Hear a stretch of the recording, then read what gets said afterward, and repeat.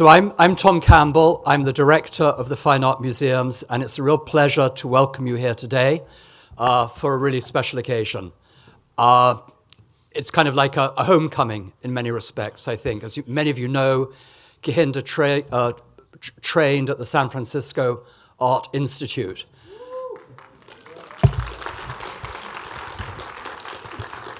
But I also think it's a bit like a kind of a rock star arriving, because if there's a rock star in the modern art world, it's Kehinde. So many of us have watched his career unfolding, the way that he has combined traditional practice, rooted and deep understanding of historical painting, the use of paint, the use of composition, while at the same time breaking new ground in portraying black men and women, bringing them into the collections, private collections, the museum collections, remaking heroic postures, placing them front and center in his artwork.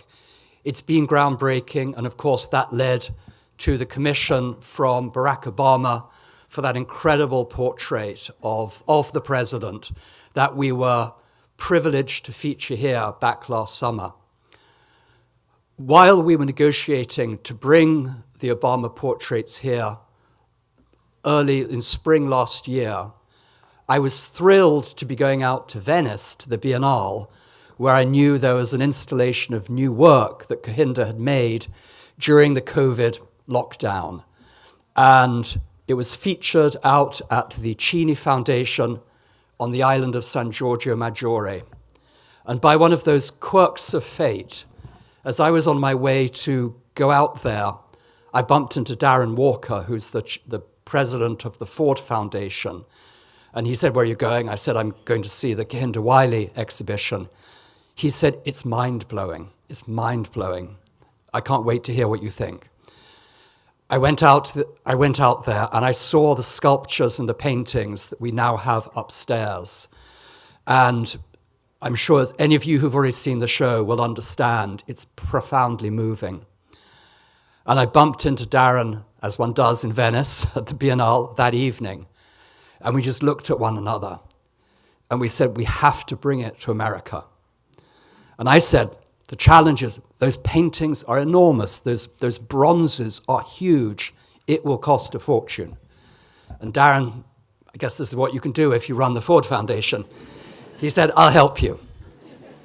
So here we are, 11 months later.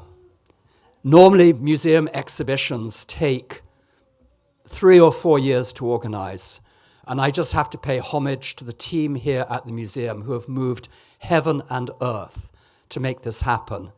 And I'm so proud that we're doing it here in San Francisco, that has such a long-standing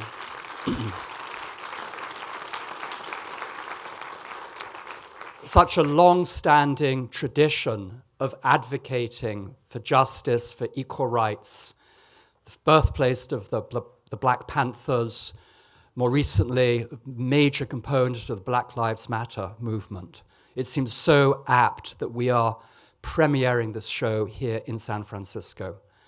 But we've had a long delay, so I'm going to keep this brief.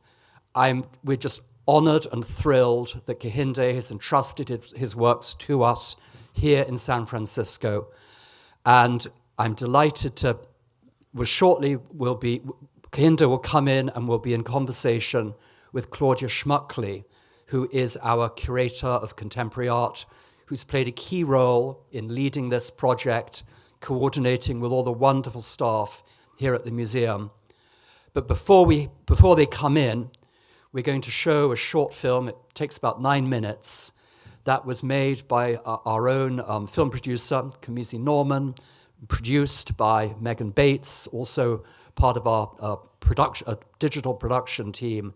And I think it really kind of goes to the heart of what Kehinde's art is about and the genius that inspires this man. So thank you for being here, and let's roll the film. Sorry, before we roll the film, one absolutely critical thing I forgot to mention. This is the first of 8 free weekends sponsored by Google.org. And we have a rich program through the exhibition of engagement with community groups, equal justice groups, restorative justice groups, and so on in the Bay Area. So this is all designed to amplify the work, the core, the spirit of this exhibition. And now with that, let's roll the film.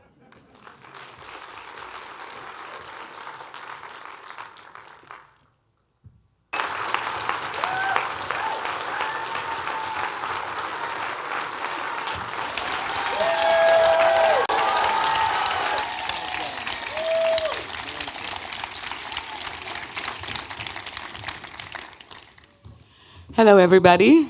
It's great to see so many faces here in the auditorium welcoming Kehinde. Kehinde, one of the things that has really impressed me over the past few days is just this outpouring of love and support for you. You know, San Francisco loves you, and of course you have a history with San Francisco. And I would love for you to tell us a little bit more about that history, because it was the first place that you came to as a young artist. First time you were away from your friends, your family. How was it, you know, changing that environment? Well, I don't know, it's weird. It's weird to be back here. It's wonderful to see you guys, and wonderful to be in this institution. This is a young artist's dream. To be able to say that my works are gracing the walls of, hey little mama, hey little mama.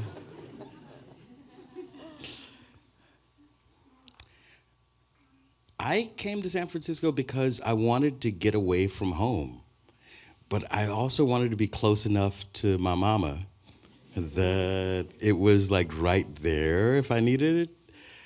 And San Francisco had a community of painters at the San Francisco Art Institute that were extraordinary. I remember working with Dewey Crumpler. I mean, Dewey is a vibe. Like he's a situation. You walk into lectures in which you were given Charles Mingus as a temperature point to start painting, right? Sam Chakalian, there was a sense in which painting at the San Francisco Art Institute was visceral. I went on to graduate school at Yale, and it was very different. It was much more sort of like an intellectual exercise in which you had to sort of go through the stories of the comings and goings of the great men of painting. And when I say the great men, it's the white men of painting. And it was only later that I was able to sort of like push through a lot of that stuff and to recognize that there's a bigger and broader story to be told. Yeah, I was curious when you first went to school here and then to Yale. At what point in your formation did you realize that your personal project about, you know, becoming an artist, finding a career for you in that way, could link to a social project, which has become so much part of your work? It's a really interesting question. Like if I paint a bowl of fruit, it would be an African American in the late capitalist 21st century painting a bowl of fruit, right? Mm-hmm. Like, are you ever capable of escaping a rubric through which people filter what you do? And I think the answer is no. Mm. And so fuck it. Like, you just have to proceed. You have to proceed. You have to go on and make the work that you make. And so what I make is, I want to say that it's all based on radical contingency. Mm-hmm.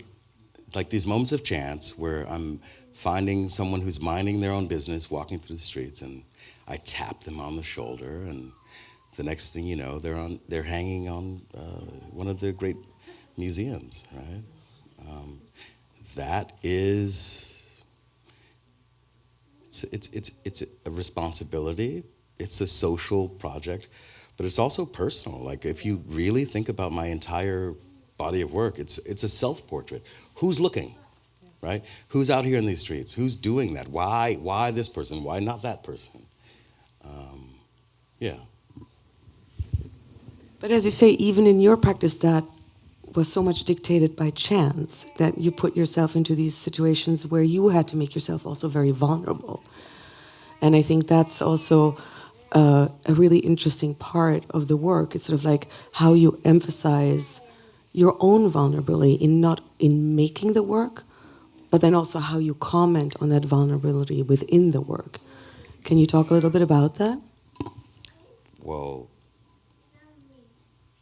love you too, baby. Little mama down there. There is something to be said about the vulnerable. This show is about the vulnerable. So much of my work heretofore has been about the strident and the self-possessed and the actualized. And it was a play in power. It was playing through the power that people have seen themselves through historically. And in this show, I wanted to really zoom in on each and every individual detail, whether it be a cell phone or a shoelace or the tracks of a weave, like the small little things that deserve to be elevated in the same way that you would say in an old Dutch painting from, I would say maybe Frans Hals from 1700s. This is our version of a time capsule. It's a way for us to say yes to the people who happen to look like me. And it's also a yes to like these people who oftentimes, this language, who oftentimes are seen at arm's distance. I don't want the arm's distance. I want to bring you close. And I use scale as a way to deal with that. I don't know how many of you have actually seen the show, but it's like, I want the paintings to dominate you as a situation. I want the sculpture to dominate you as a situation. But then at certain points, there's like these quiet little moments with like these little tiny sculptures in which you are contemplating this black male, female, these black bodies. You're contemplating them as being actual, loved, cared for, actualized people. And I think that's an important part of what my work is about. It's about sort of finding that weird zone that's about creating something that's false, that never existed before, but also trying to create something that is like very in your face. This is someone loves this person. And the paintings, I suppose, should show that love in each one of their marks. Yeah. I'm curious to hear you speak more about your embrace of sculpture also with this particular body of work. Because you have explored the subject before in Down, right? In 2008, which was also a very particular moment in time leading up to the presidential elections, where there was great uncertainty whether Barack Obama would win the presidency or not. So you already looked at this idea of the fallen figure, the prone figure, in this context. In your mind, since 2008 to this iteration, what has changed for you? What has changed within the work? And what motivated you to put great emphasis on sculpture also in this body of work? All right, so you've asked a few questions in there, and I'm going to attempt to get to all of them. I think the first question, and the most important one, is, okay, so you're dealing with the powerless, and you use institutional devices to create a sort of change system around powerlessness. But when you're dealing with Barack Obama, I I can tell you, you don't just get the job. Like, you sit in the Oval Office with Barack Obama, and he says, "How are you?" And and then he says, like, "You've done all of these paintings surrounding people who sort of occupy the state of power, but I'm the most powerful man in the fucking world." And it's not a joke, like, it's actual, it's literal. And he wants to know, how is it that I'm going to translate his image into something that is enduring, that is in keeping with the tradition of presidential portraiture, but also something that sort of blasts through the tradition of, like, this sort of staid thing. What he does is he says, let's do it my way. I'm like, all right, let's do it your way. Hates taking pictures. We have to take pictures. Like, I paint from pictures. And so he says, I don't want any of the bells and whistles. I want to lean forward. I want my collar open. I want my hands open. I want this sense of, I belong to you. I'm a man of the people. I was like, all right, that's cool, that's cute.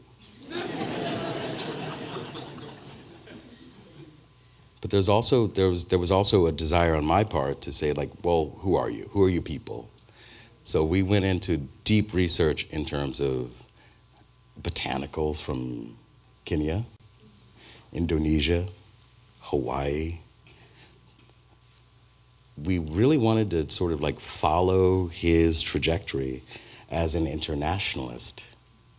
For me, I thought the biggest story was the fact that people didn't really recognize his complexity. Yeah. And so I wanted his complexity to become the star of the show. And so he got his way and I got my way, and that's the way that portraiture works. It's a battle back and forth. But most of my work is not portraiture in that way. Most of my work is a kind of conceptual process. During the COVID period, all of us were somewhere. Thank God I wasn't in New York. I was in Dakar, Senegal, and I spent about 2 years thinking about black bodies being seen differently. George Floyd had just been slain.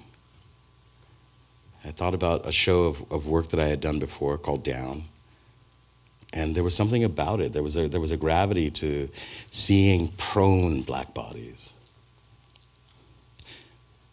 I didn't want to make, like, snuff porn. I didn't want to make stuff where it was just like, I wanted to create something where you actually see this prone, broken moment, but monumentalize that in a way that you could sort of, like, slowly come to the sculpture, come to the painting, and see some humanity there.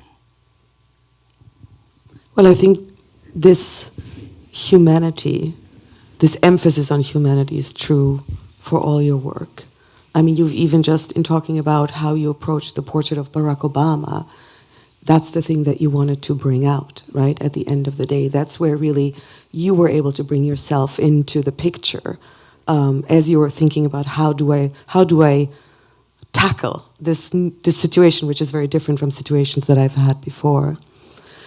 And I think that's what's so deeply moving about this body of work, is that we really do get a sense of the humanity and the dignity and the personhood of the people that you depict and that you worked with in Dakar as you were conceiving the work, even as you were looking back at some of your older work and doing so. So there's this relationship between how do you reformulate this idea, from 2008, carry it forward into this historical moment. I would still love to hear you talk about the importance of sculpture in this body of work, because you bring in another iconographic language, right? As you said, your work is very much about representational attributes, about the rhetoric of power, all these systems of representation that, figures are inscribed in.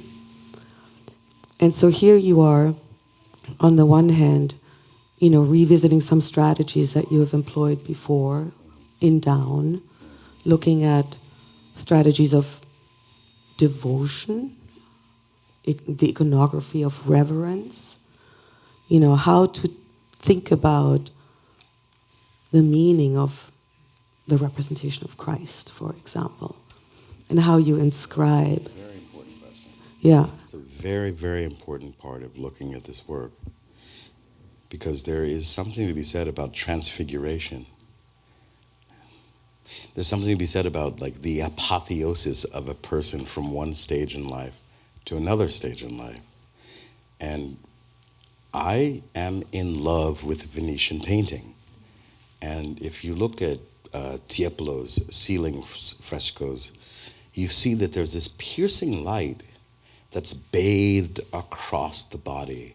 There's something to be said about the vision of God as light itself. The enjoyment of a body, the feeling of being accepted, being alive, being vibrant, that literally translates to light. And so the hell's going on here? All right. So the notion of light is a really important part of it, because light creates painting. I mean, I'm literally taking colored paste and hairy sticks, and I'm rubbing it together, and I'm creating something that ultimately becomes a painting. Sculpture itself, that's the second part of your question. Sculpture is different. Sculpture is painting on steroids. Its painting is big, and sometimes it dominates, sometimes it's bigger than you as a person. But sculpture says, bing, I'm in the world. You got to deal with me. So sculpture literally becomes the kind of like space-taking person that I'm talking about. You're literally creating like a moment.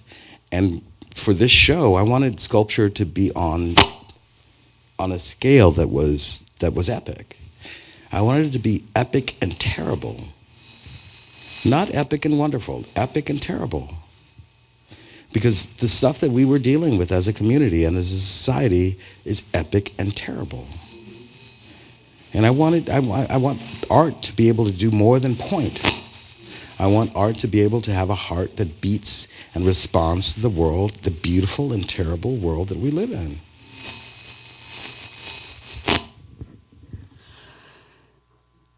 Yeah, let's talk about this sort of interplay, though, between the monumental and the intimate, sort of like that you establish also with the sculpture, because that feels very important, sort of like that back and forth.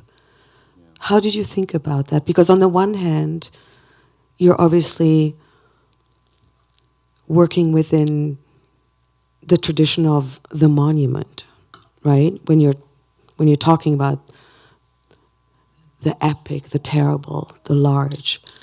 And that's, of course, a language that, is associated with empire in very specific ways, more with the state, right? Whereas the smaller sculpture, to me at least, registers more in terms of the reliquary, the sacred. It's all sacred. It's all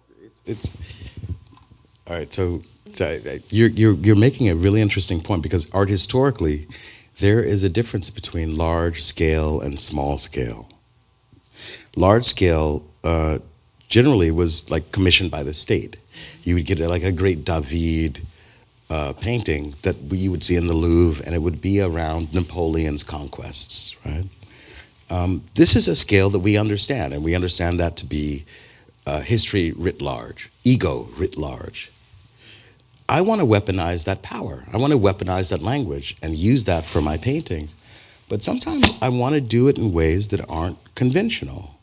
Sometimes I want to use a very large scale language to talk about something very intimate and tiny. Who is she?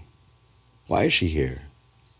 What moment in time gave rise to her being in front of the artist at this moment, right? Yeah. It's not about huge historic turns in time, but rather, is there something huge and historic and turning when you pay attention to the people who've oftentimes not been seen? That is the revolution, that is the history, that is the war, that is the chest beating. Well, it aligns with, when you speak about the desire to be seen, the desire to be alive, I mean, that is precisely what comes through also in these paintings. Talk a little bit about what it was like for you to make this work in Dakar, and where did you, as you were embarking on that journey, did you have an idea of where it would land? I had absolutely no idea all of us, we were like, what is going on with the world? It's now 2019, and the airports are closing, and where are you gonna be? And I was stuck in Dakar.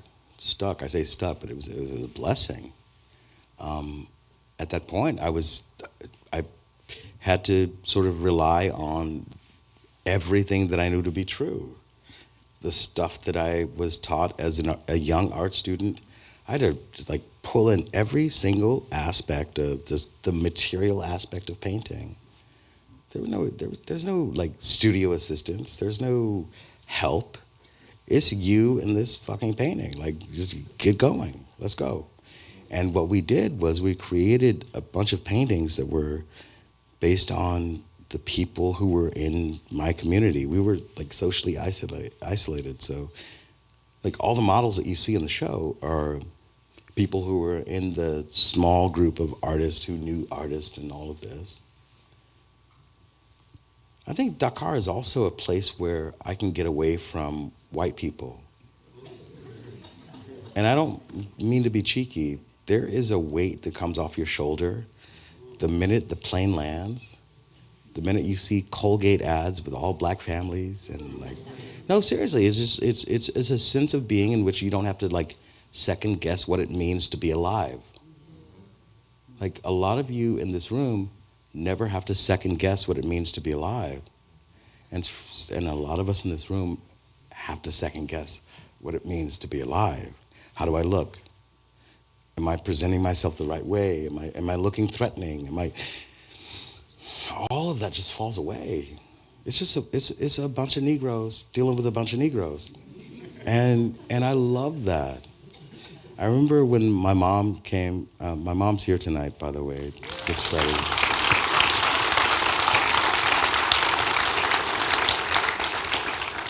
And she never ceases to amaze me because when we were kids, I think she must have a sense of humor because we would be the only black kids in the all-Jewish summer camp. Me and my twin brother Taiwo. Taiwo, were you not in that? You were in there. And it was this Steen and that Steen and then Kehinde and Taiwo. One of the programs that Mama found was called the Center for U.S. and USSR Initiatives.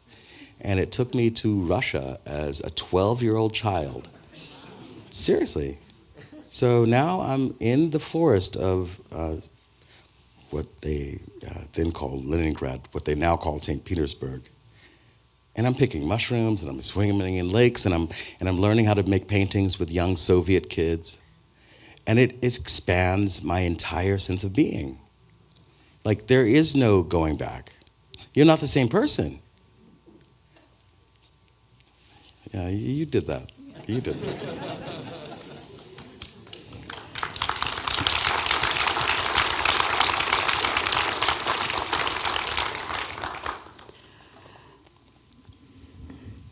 Would you say also that this early experience of, seeing another part of the world, working with young artists in a different environment, was somewhat feeding your desire to do the world tour paintings?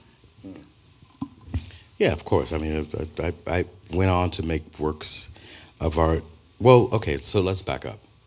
I come out of the San Francisco Art Institute. I go to Yale. I create a kind of painting that's based on the history of painting, and it's a very sort of like dense, intellectualized painting. But then I want to walk the streets of Harlem because I was the artist in residence at the Suri Museum in Harlem, and Thelma Golden gave me a chance. And then all of a sudden I start to realize that like, it's good to have all that knowledge in your head about like art history and all of this, but you almost have to hold it and then like kind of forget about it. Like let it become like field noise, a background tone. And then you start getting on planes and you start meeting kids in the streets of Sri Lanka or the streets of Sao Paulo. And you start to realize that so much of American hip hop culture, the leading edge of what we call masculinity, starts to be beamed to willing consumers all over the world. But they don't want it. They want to change it up a little bit. They start creating their own versions of hip hop. They start creating their own versions of what it means to be alive and vital. I think that's where my work started to really start to change, because I was like, it's not just an America story. Yeah. It's all of us. And you know, having traveled early and young, you know, that opened me up. But having exposed myself to the world and allowed that to change my work, that really does it. Yeah. Well, I think that's also one of the really crucial aspects if we think about an archaeology of silence, right? That it is a global story. That while it was triggered for you, potentially, during this incredibly difficult period here in the United States, with the murder of George Floyd, with the rise of the Black Power movement all over the country, but then also all over the world, that it really is a subject that is not exclusive to the US. And can you talk a little bit about also your thinking about the role of technology within that? It's true. And I think I appreciate most what you said last, which is the role of technology with regards to Black bodies is instrumental, but not necessarily revolutionary. Like, we've known that we've been slaughtered. We've known that we've been killed. We've known that state-sanctioned violence was the common state of affairs. But social media allowed the rest of the world to see it. And that began the process of people now starting to feel. COVID was a particular situation in which people were in their homes and had nothing else to do but to think about what was going on. And they started thinking about Black folks. And Black folks were like, well, here it is. I think in my own work, I don't really think about George Floyd as a starting point, because I started this body of work in 2008. You know, there is nothing new to this story, right? Yeah. There's an opportunity in Venice to create one of the largest shows that I've ever been invited to do. And I said, I'm going to pool the resources that I have to create the biggest show and the best ideas. And what are my best ideas? My best ideas surround how do we get seen? And how do we get subsumed sometimes? And that's what the show is. There's also a sense in which the celebration of radical presence, I would call it, is there. You know, we're dealing with the traditions. So the traditions are aristocratic portraiture. The traditions are military and equestrian portraiture. These things are really sort of erect, upright, and like domineering. What I wanted to do was to sort of take that language and not take it for granted, but to sort of break it down into its component parts and to say, I said, why are we all so fascinated with this? And what can we do to sort of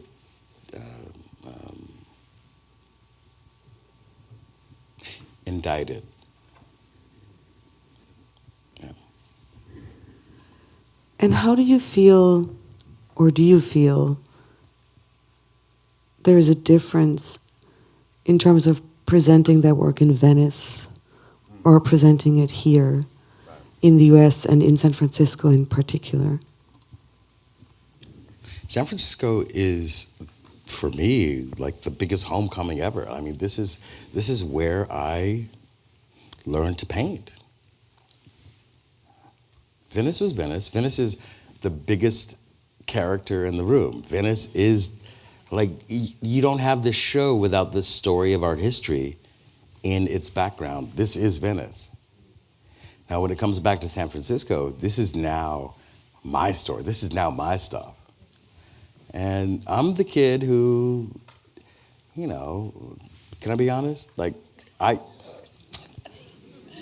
was the nude model for the nude drawing classes because it was the highest paying job on campus, right? I was like, listen. And for those, I would love to see those paintings these days. Well, maybe Dewey can still find them. Dewey, where are you at? Is he here? At any rate, there's something to be said about like coming back home to a place that maybe didn't embrace you at first, because like, you know, I was a nobody. I was just like just another art student. But to be able to come back and to have the full listening capacity of this audience and the thousands of people who will see this exhibition, it means something.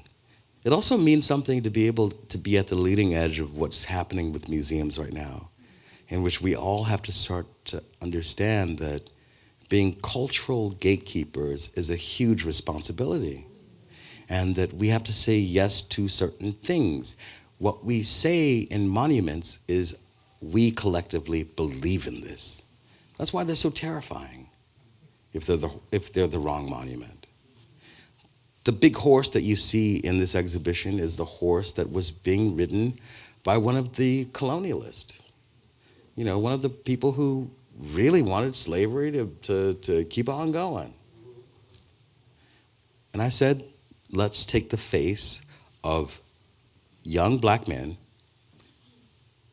from the last 10 years using computer technology to mold all of their faces into one face. And that's the face of that one person who's riding that horse. People don't know that. They just think it's like a thing, but it's an act. It's a thing. Coming to San Francisco also is coming to the place in which radicalism exceeds. It survives. The Black Panther Party finds its home here. The queer rights movement finds its home here. We are a people of openness, many of us. And I think that sets the tone for who I later go on to become. I hate to talk about myself that way, but it is what it is.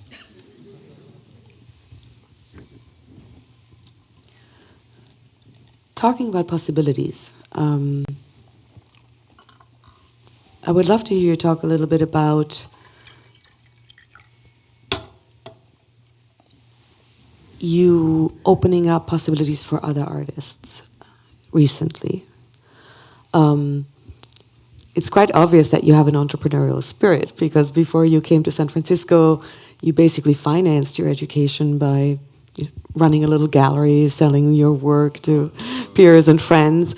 And now you're taking that same kind of energy to create residencies. I'd love to hear you talk about what that means to you, what you're hoping that the residents, both from afar and local, can absorb by being there with you, and also what are what are the infrastructural sort of like potentialities of having that residence and challenges? All right, so you've asked like 3 questions there. So no, They're all connected.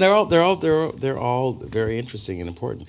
One has to do with like the birth of the entrepreneurial spirit that comes from mom. Mama is a classically trained linguist, but she has 6 kids, and we're all working for the family company, right? So we're like learning how to speak Spanish by dealing with like the local Latino population. Like I got my entrepreneurial spirit from just like life in the streets. Like I'm from the streets. There's also the sense in which when you fast forward and all of the education and all of the opportunities to engage, you start making some real money. Like I'm making real money. And the question is, what do you do with it, right? What I'm doing with it is I'm building places in which artists can now make their work in Africa.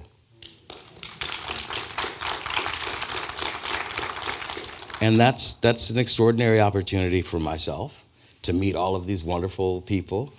It's not me who's the judge. There's like 6 people on the panel every single year to choose. This year we had 13, is it 13, 16? 14. 14 artists, but there were over 2,400 applicants. It's harder to get into Harvard than to get into BlackRock. But BlackRock is the leading edge of what I consider to be what should be happening. Like when people think of West Africa, they think of arts and excellence. When people think of BlackRock, they think of, all right, this artist went there, this artist went. I want to be able to say that I spent my time, my energy, my wealth doing something that mattered. And that's what I'm doing. We're expanding into Nigeria this year. We're creating a campus that is several times larger than the one we have already. And I guess the idea there is just to continue to allow chance in the same way that I said chance is how people find themselves in my paintings. Well, now chance is allowing people to show up in West Africa and to show out and to be recognized. It's an amazing career. It's an amazing life, but you have to think bigger than just yourself. You have to think about like. And you know what's interesting is that there's now Yinka Shonibare doing his art residency in West Africa. There's Amuafo Buako doing his art residency in West Africa. There's Kehinde now doing it in Nigeria. Like, it's becoming a thing where like West Africa is now on the leading edge of contemporary art culture. That's pretty fucking cool.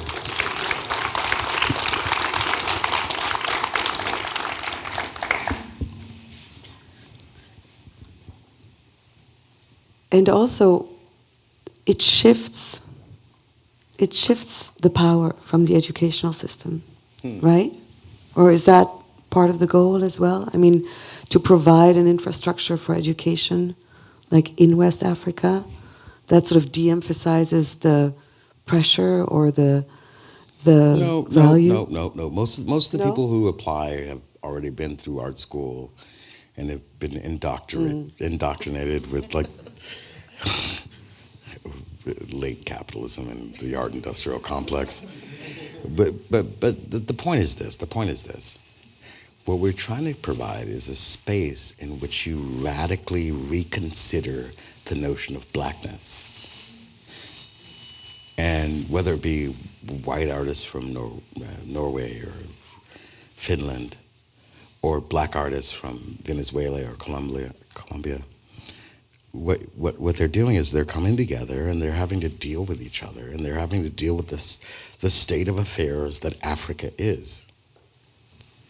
And it's not pretty, it's not cleaned up, it's actual.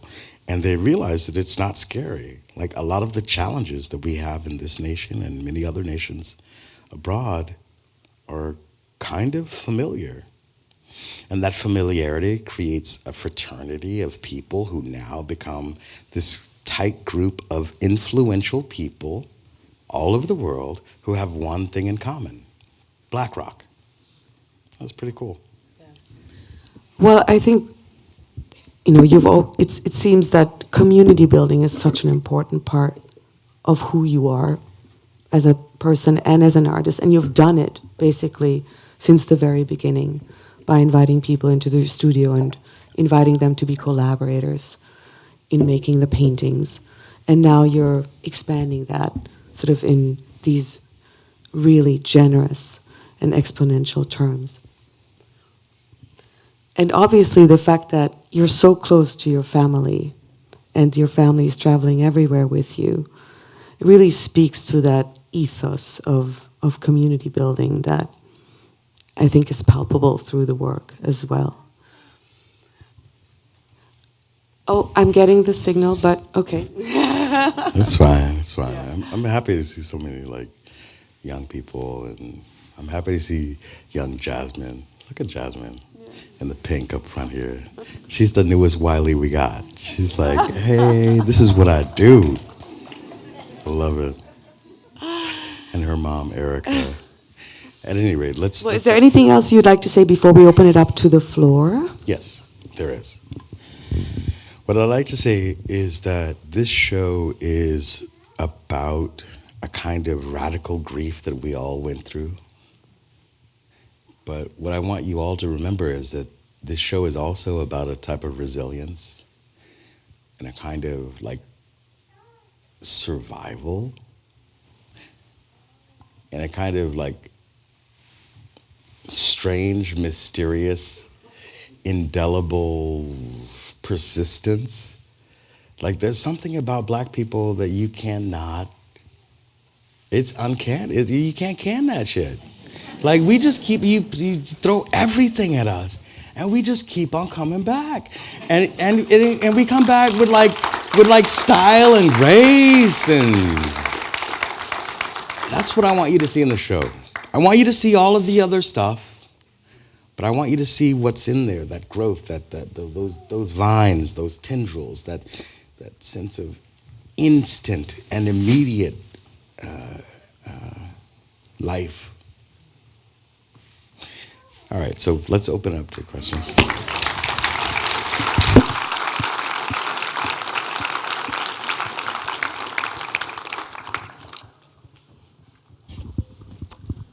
Hi, good afternoon. Thank you so much for being here. It's really exciting to be here and to see you and experience this. My name is Megan. I'm first and foremost a San Francisco native. I'm from Bayview, Hunters Point. That's where I grew up. I'm not sure if you're familiar with that neighborhood, but I'm one of the founders of an organization called the African American Arts and Cultural District. And one of the things that we do there, thank you, is we really try to get youth, elders, everyone engaged in the arts. And this is because we want to keep our footprint in the Bayview in San Francisco. And this is my mom. Look how fabulous she looks. She dressed up for you. I'll see you, Mom. I'll see you. Dewey lived in our neighborhood. Is that right? Yeah. Okay. But I'm coming to you with a cliche question.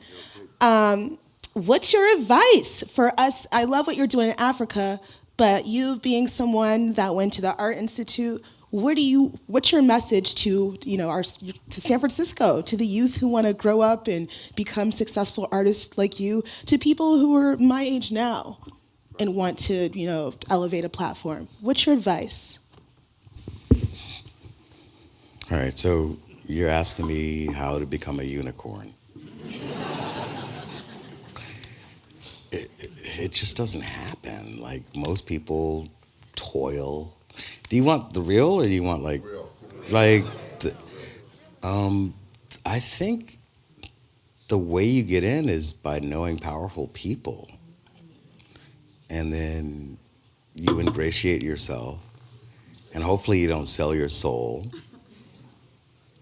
I mean, the powerful people that I've known, just to put my cards on the table, have been some of the most amazing people in my life. Thelma Golden, the director of the Studio Museum in Harlem. she gave me she saw me at Yale and she was like, you're the one. But power and money runs the whole shit.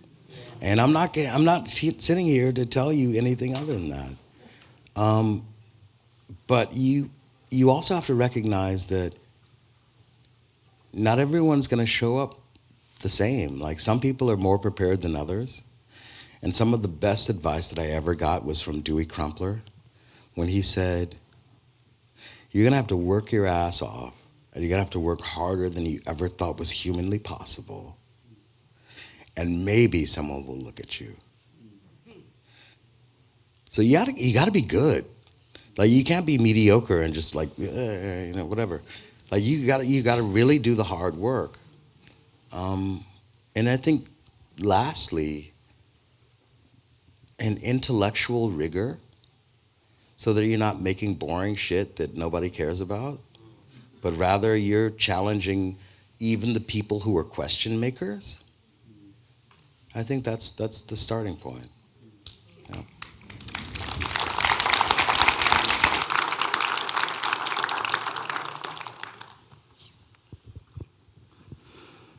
Greetings, Kehinde Wiley. My name is Dr. Tiffany Caesar, and I teach Africana Studies at San Francisco State University. And I'm here today with one of my students who took Black Lives Matter with me, in which we talk about history, art, culture, and how all those work together to form protest and a militancy. So I am so happy to be here. And just to say that my student I'm with is an advocate for foster care on campus and within California. And it would be not a bad idea if I said, if we could take a picture with you later, we would really, really appreciate it. What's your question? My question is, what was the role of family in the archaeology of silence, in stating that this was just as much a self-portrait? Right, my own family or family writ large? I put it in quotations when I typed it. So family, immediate family, and extended family. It's a tough question. I don't think I even understand it at its truest, but I would say that an archaeology of silence has very little to do with familiarity and close personal ties. It has much more to do with the ways in which people are torn apart and dehumanized. Like, it's almost the opposite of family. It's like you're seeing someone as like nothing. And my job is to now see this person in 360 and like to zoom in and to pay attention with the most love and care that I can to make it an actual experience.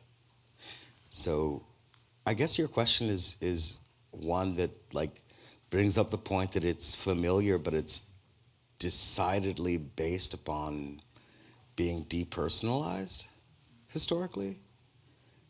But again, we're not talking about broad notions or abstractions. We're talking about Momadou Gaye. We're talking about individual people from Senegal, from New York, whose stories are being told in that moment. And I think that's it's not about family. It's more about just living in this skin and knowing that there's no difference between this skin and your skin and any other skin. It's just like, this is the state of affairs, but for some reason, we've dehumanized large swaths of the population. I hate uber political work. Like, I want you guys to see my work and see a kind of freeness and play in there as well. Like, it's not just like, oh, this is like Black Lives Matter bullshit. There's something in there where it's a play around sexuality and queerness and light and God and to be metropolitan and to how do you dress and like there's like all this stuff in there. Please don't just like see it in this one light. There's a lot of shit in there. You talked about magic realism.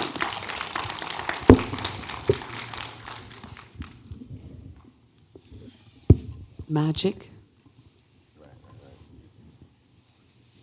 Yeah, I mean, one of the terms that I use oftentimes is that it goes outside of the actual, it goes into the magical. Like when are you riding astride a horse any given day? Perhaps dead, perhaps asleep, perhaps what have you. But there is a kind of magical realism that surrounds the work. And I think that that's one of the spaces in which Latino and Chicano and Black and African voices have come to fore because there's a freedom there. There's an ability to play outside of the given roles. But yeah, no, I'm not really into the magic realism stuff. I'm more into just like, this is Kehinde's paintings. And, you know, like I'm a complex individual with like a lot of shit going on in my head. And that's what you're gonna see in there. And figure it out. Thank you guys.